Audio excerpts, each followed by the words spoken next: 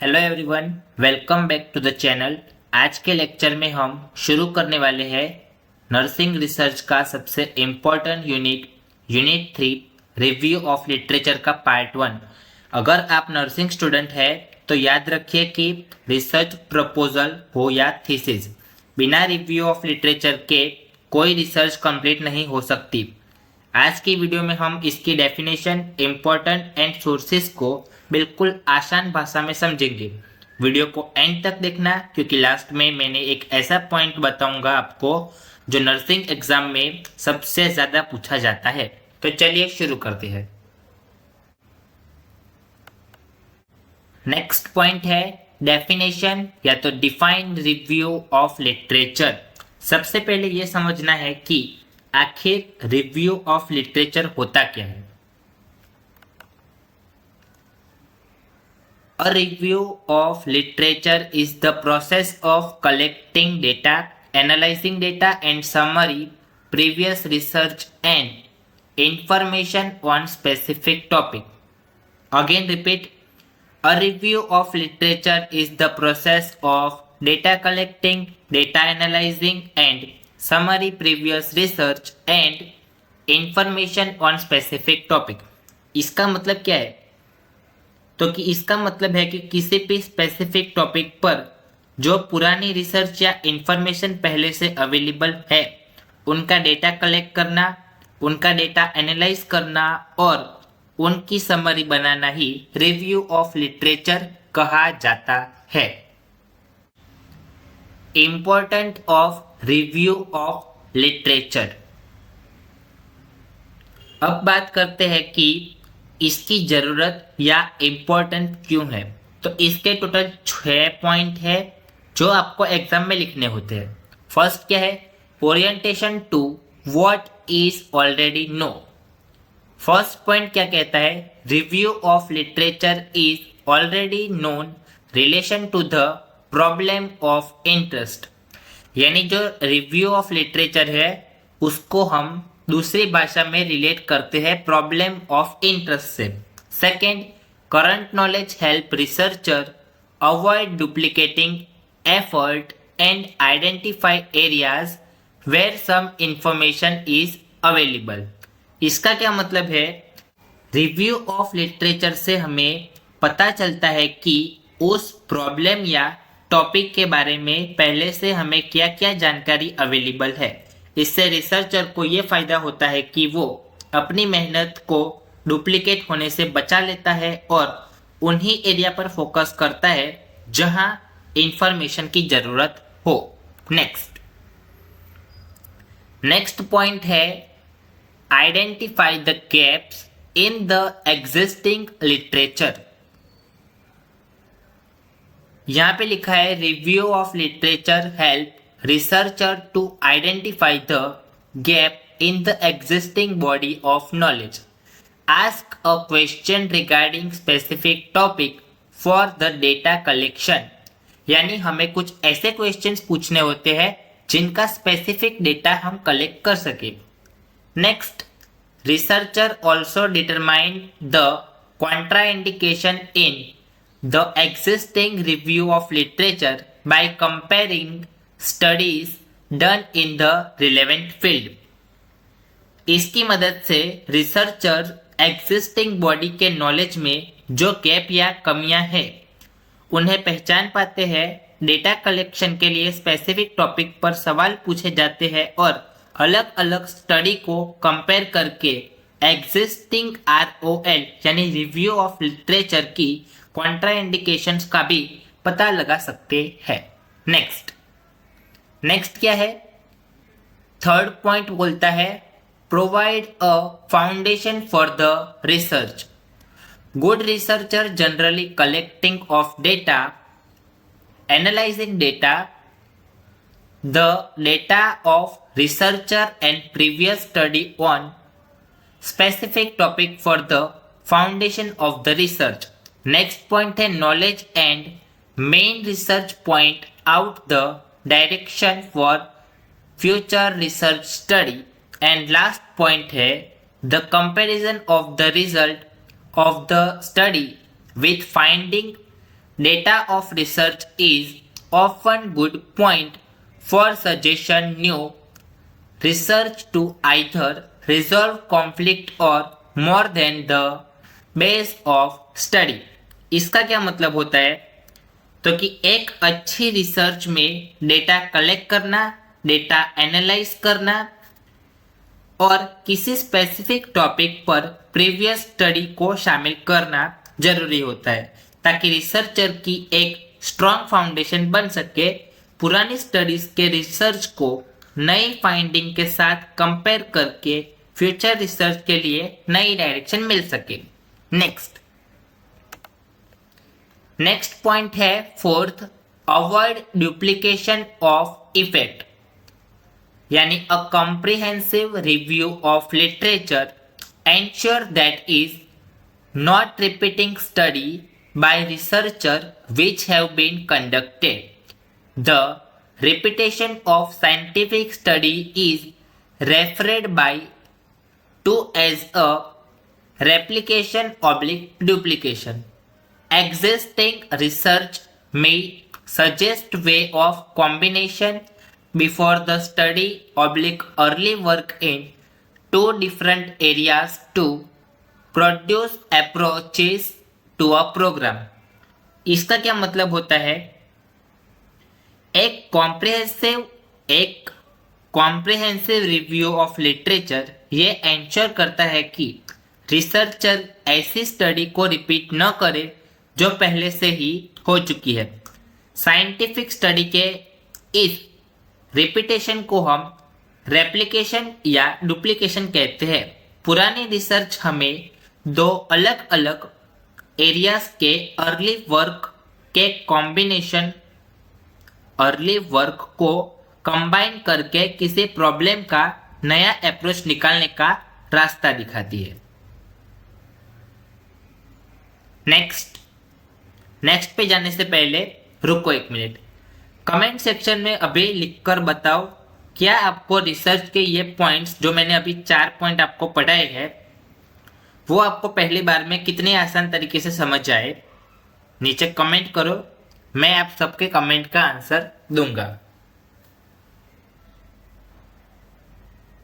Okay, मुझे लगता है आप सबने कमेंट कर लिया होगा। तो चलिए चलते हैं नेक्स्ट स्लाइड पे। नेक्स्ट है 5th स्लाइड और 5th स्लाइड पे बोला है इंफॉर्मेशन ऑफ रिसर्च अप्रोच।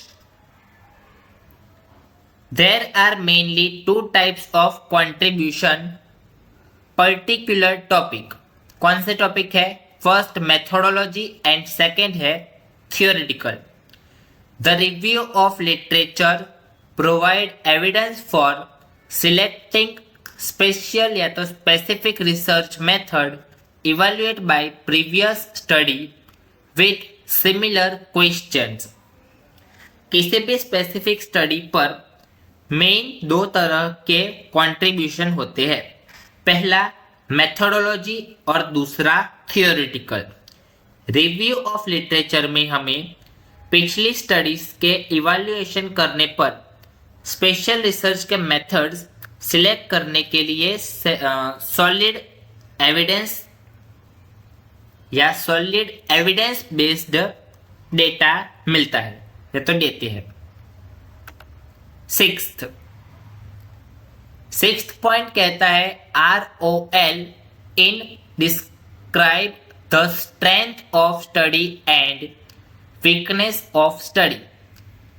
अब ROL यानी रिव्यू ऑफ लिटरेचर की डिस्क्रिप्शन से उसकी स्ट्रेंथ क्या है पढ़ाई में यानी रिसर्च में और उसकी वीकनेस क्या है स्टडी में, हम वो देखेंगे।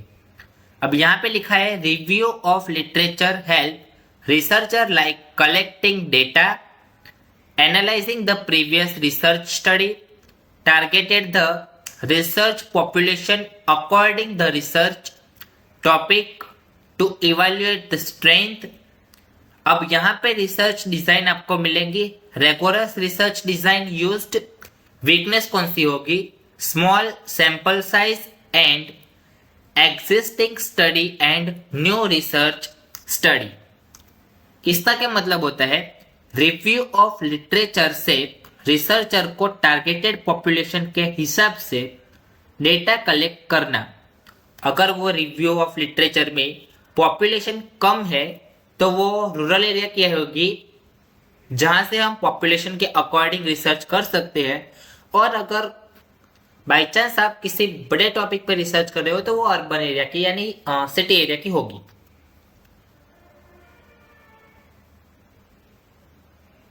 फिर डेटा को हम एनालाइज करेंगे और स्टडी की स्ट्रेंथ जैसे रिगोरस रिसर्च डिजाइन का हम यूज करेंगे और इवैल्यूएट करने में मदद मिलेगी।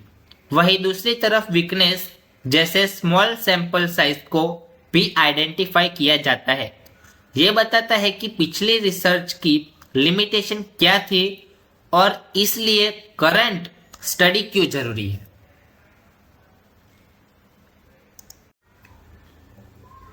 Sources of review of literature, यानी अब आते हैं इसके सबसे important part sources of review of literature पर। अब sources of review of literature, इसके दो मेन सोर्स होते हैं। फर्स्ट है primary source. It is written by a person who is responsible for generating the ideas for the researcher publish. Example क्या होंगे? Research study, research article, specific topic for detail study by the research. ये वो sources होते हैं जो किसी व्यक्ति द्वारा लिखे जाते हैं जो रिसर्चर के लिए आइडियाज जनरेट करने के लिए रिस्पॉन्सिबल होता है। अब इसके एग्जाम्पल्स क्या होंगे? रिसर्च स्टडी, रिसर्च आर्टिकल और स्पेसिफिक टॉपिक पर रिसर्च की डिटेल स्टडी। एडवांटेजेस, अब इसके एडवांटेजेस क्या है? Degree of accuracy is high. इसमें डिग्री ऑफ एक्यूरेसी यानी सटीकता बहुत हाई होती है। It doesn't require extra question, इसके लिए एक्स्ट्रा क्वेश्चन की जरूरत नहीं पड़ती। Next, it depicts the data in detail, ये डेटा को डिटेल में डिपिक्ट करता है। सम investigation and secondary data are not available, कुछ ऐसी इन्वेस्टिगेशंस होती है जो सेकेंडरी डेटा में अवेलेबल नहीं होती। Disadvantage, it is costly and expensive, ये काफी कॉस्टली और एक्सपेंसिव यानी महंगा और बस महंगा होता है। Time consuming for data collection, तो डेटा कलेक्शन में बहुत ज़्यादा टाइम लगता है और इसके लिए स्पेशल स्किल्स की जरूरत पड़ती है, जो कि लिखा है require skills and labour. Next, secondary research data, it is the research report prepared by someone other than the original research. ये वो रिसर्च होती है जो ओरिजिनल रिसर्चर के अलावा किसी और द्वारा तैयार की गई है या तो की गई होती है। For example, specific research for study, text book, newspaper, magazine, articles etcetera. Specific research study, text book, newspaper, magazine, articles वगैरह सेकेंडरी सोर्सेस होते हैं। Secondary sources are mostly useful in providing bibliography/summarized information on relevant primarily sources.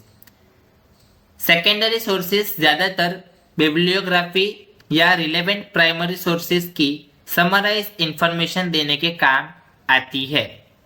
Secondary sources typically fail to provide sufficient data about the research study.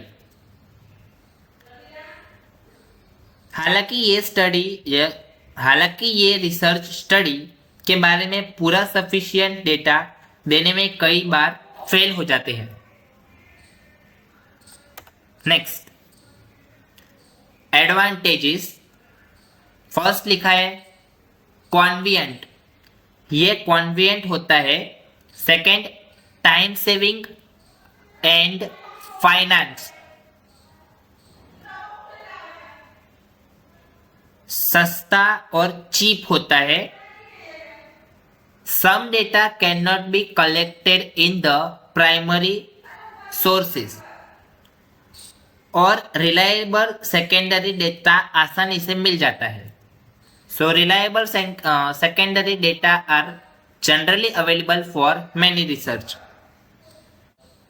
यानी reliable secondary data are generally available for many research, यानी secondary जो data होता है वो generally कुछ research में आसानी से मिल जाता है। नेक्स्ट, अब disadvantages: very difficult to find sufficient accurate data by researcher in these secondary study resources। इसमें से sufficient और accurate डेटा ढूंढना थोड़ा मुश्किल हो जाता है। difficult to find needed data, और डेटा की फॉर्मेट रिलायबिलिटी के साथ मतलब रिलायबिलिटी के लिए एक्स्ट्रा क्वेश्चन रखनी पड़ती है, जो कि यहां लिखा है extra question is required in term of formation reliability. Next, तो दोस्तों ये था यूनिट 3 का पार्ट 1। अगर ये वीडियो आपको अच्छी लगी हो और कॉन्सेप्ट बिल्कुल क्रिस्टल क्लियर हो तो बिना किसी देरी के लाइक बटन दबाओ और नीचे कमेंट करके बताओ कि अगला पार्ट किस टॉपिक पर होना चाहिए नेक्स्ट वीडियो में। तब तक के लिए keep study, stay safe, thank you so much.